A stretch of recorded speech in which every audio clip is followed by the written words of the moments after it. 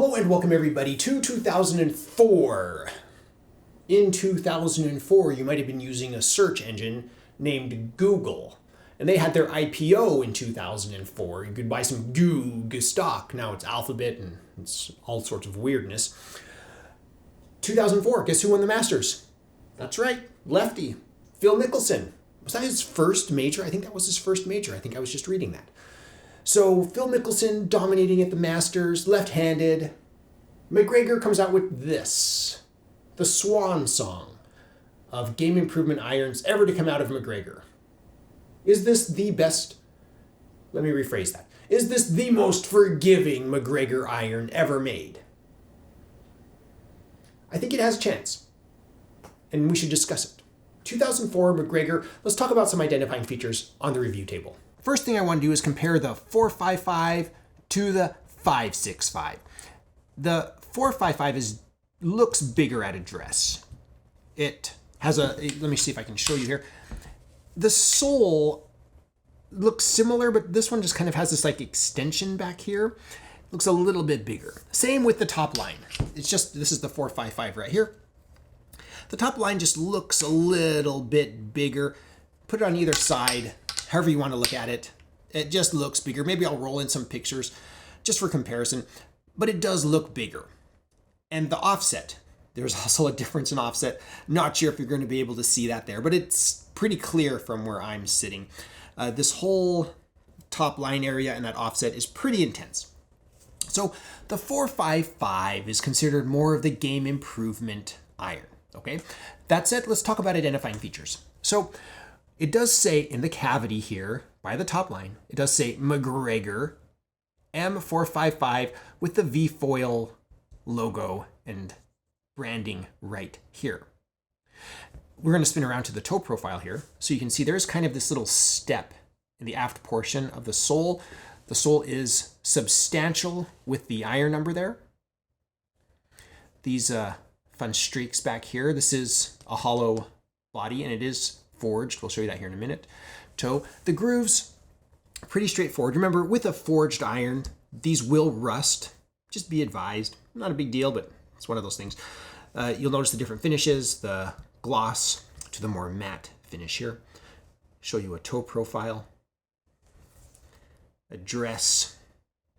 And as we look at the hosel, you'll see it does say forged on the hosel, as we discussed. A single, what is that, a gray ferrule, a single gray line on the ferrule here. Pretty straightforward, but it's a big chonker right here. We move up the stepped shaft. I wrote the year here just on the shaft, 2004, regular flex. You can see this is the lightweight micro step, and tell you the gram, 95 gram shaft right here. MacGregor giving you all the information. The MacGregor grip has seen better days, but I do want to show you on the butt, there is this cool plastic V insert for V foil. If that doesn't focus, I'll roll in a picture. I might just roll in a picture anyway. Anyway, let's take this beauty, massive, game improvement looking, huge offset iron out to the range. I'll hit a few, I'll tell you what I think about it, and we'll go from there. We have MacGregor still kicking in 2004, but is it any good? It's interesting looking back at old brands. This ground isn't 100% level, just looking for a good spot here. It is fun looking at old brands where they don't really exist today, as they were not near as popular as they were back in the day. And so when you look at these, I mean, they look phenomenal. They look exactly like a forgiving iron should. A really nice big thick top line, hollow body, which is all the rage these days. So maybe 20 years ahead of its time. Don't know. Let's see. I haven't warmed up yet, so we're just going to take some nice easy swings here.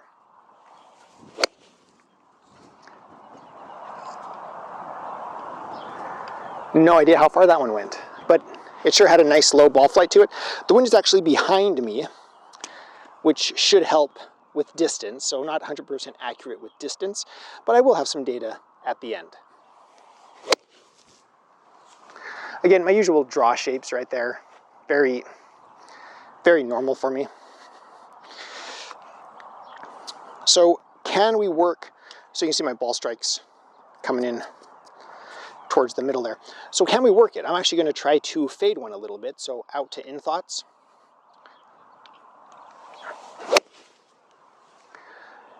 And maybe the slightest bits of fade on that one. That one looked like it went about to that 150 marker. No idea how accurate that is, but interesting nonetheless. I'm a slight downslope here. Is that a downslope? It feels like it. So looking at this, it is almost comical. It does remind me a little bit of the Hawkeye or the VFT from Callaway in the late 90s, early 2000s. Kind of what it looks like to me a little bit. Yeah, I mean, it's just so, I hit all three of those in that same general area, unless I tried to work one a little bit right. Who says you can't work forgiving irons? I mean, it's a very forgiving iron, and I mean, I don't know why this didn't save MacGregor. I think it might have just been the branding, the marketing. Maybe they didn't have the right PGA pros playing. I'm not really sure. If you know, let us know in the comments below. But as far as a big, chunky, forgiving iron, I would recommend this to anybody who's starting out or experienced, just looking for a big, fat, forgiving iron. I mean, looking down at this thing, it's just a balloon. It's just your shaft is blowing a balloon, and it looks really forgiving. So let me know your thoughts in the comments below. I bring a couple of observations to the table. Number one, it's quiet. It's interestingly quiet, modern quiet. It's 2025 at the making of this video. This came out in 2004, so 21 years ago. MacGregor got it right.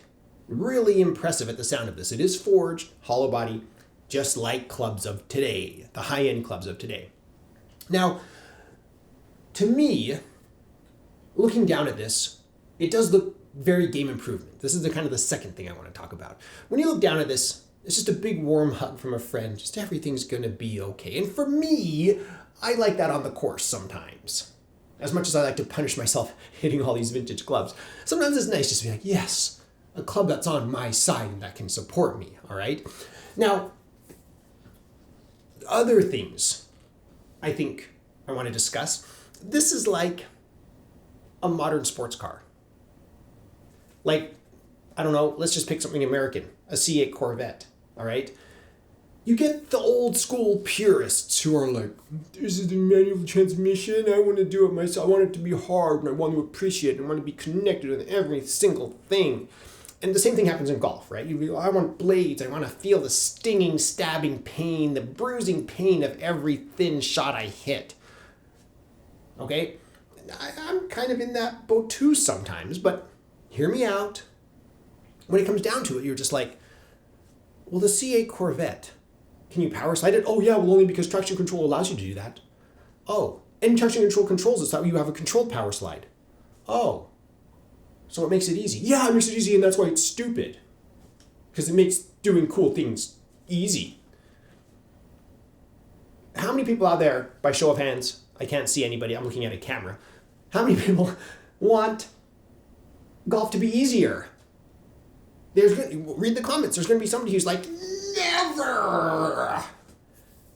A lot of people I know, especially new golfers, are like, anything to make this game a little bit easier, please. There are some myths out there like, oh, the offset helps you close the club face. We're talking microns. We're like very little does it help you, all right? The reason why I draw this is not because the offset. The reason why I draw that is because of my club path, all right? Now, this, to me, is a modern game improvement iron. It's as good. It's not, it'd be ridiculous to say it's better than the new clubs, right? The P790, right? The 770, the P790 or the Ping, latest, greatest. You look at this and it's obviously not better than those, but it is as good as, within standard deviation, 21 years ago. Why would you not want that? So the question, the contention, is this the best game improvement iron for your money. Used. New, let me know in the comments below what you thought. I don't know what the new prices of this world was, but I imagine it was pretty expensive. So I don't know.